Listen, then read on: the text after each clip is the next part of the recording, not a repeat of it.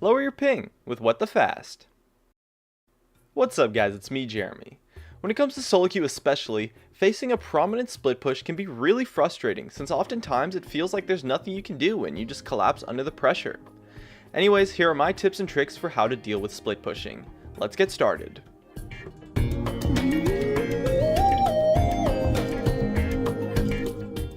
The first thing to understand is the reason why split pushing is such a successful tactic.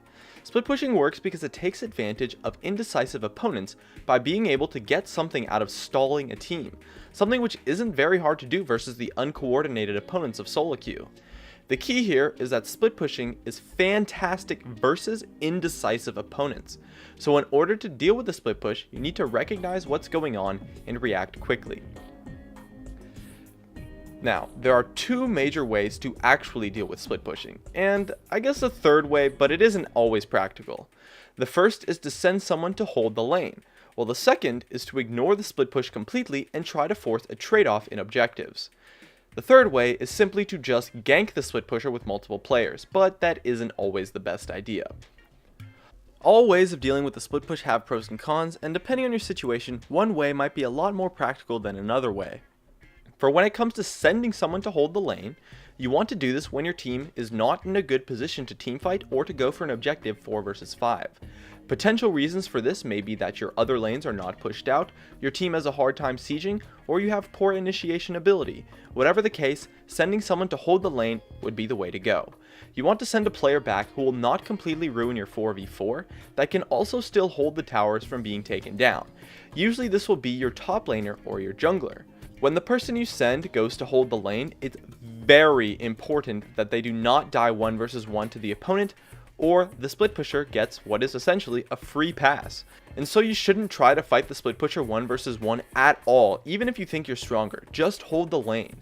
If you get tower dove and still die 1 versus 1, that means the person you sent back to handle the split push either made a mistake or they more likely weren't strong enough, and so you should have sent someone else and you sent the wrong person.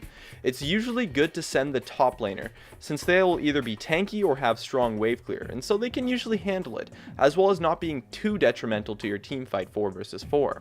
You really want to be able to handle the split push without having to send back 2 players so you don't lose out somewhere else on the map, and so you really need to pick which player you send back carefully. As your player holds the lane, the rest of your team can rotate in 4 versus 4 the opponent, or if they're not going for any objectives, you can rotate to end the split push. Another way to deal with split pushing is to ignore the split pusher entirely and make a 4 versus 5 play on the rest of the map. This is actually the optimal play to deal with the split push, but it's tough to be in a spot where you can decisively react with this option. But anyways, you want to ignore the split push completely and force a trade-off when your team is in a good spot to teamfight, take more objectives than the split pusher can, or if your team is strong at sieging or tower diving. It's also a great way to handle things when you're ahead, since the split pusher won't be that strong and you can easily just tower dive your opponents and force your way in. Generally, you want to do this when your team is able to take more objectives than the split pusher can if left alone. The rest of the team will be 4 versus 5, so you will have strong control of the map if the game is close or if you're ahead. Force a play and initiate if that is what your team is strong at, or perhaps push up fast and siege heavily. Quite often you'll be able to outpace the split pusher and easily come out ahead in both objectives and kills, as long as you don't lose the 4 versus 5. If you can't win or get anything off of the 4 versus 5, you should not be choosing this way to deal with the split push. And the third option is to simply gank the split pusher, relieve the pressure, and continue to push out, and you'll have a nice 4 versus 5 for a decent amount of time. However, the reason why the third option is unreliable, and honestly is actually terrible in an ideal scenario, is because it only works versus people who are bad at split pushing.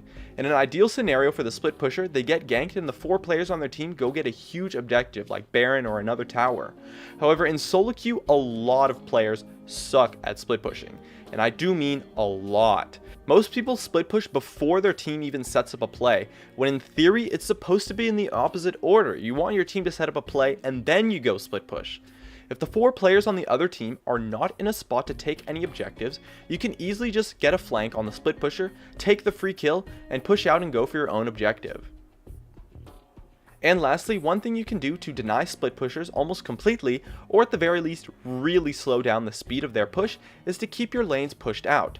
Pushing out your lanes is really important and is often underestimated, and pushing the lanes out is a great way to deny split push opportunities, since it will take the opponent a long time to set up a split push, since they'll have to push the wave back and likely clear about 2 to 3 waves, giving you a full minute or so to react properly and easily handle the situation. And that just about covers it. My name is Jeremy, and that's it for my video on how to deal with split pushing. If you enjoyed this video, make sure to hit that like button so I can tell, and be sure to check me out over on all the socials of which you can see on your screen. And if you really enjoyed the video, make sure to subscribe for some more awesome content in the future, or check out some of my other videos on your screen as well. And above all else, thank you so much for watching, and I'll see you guys next time.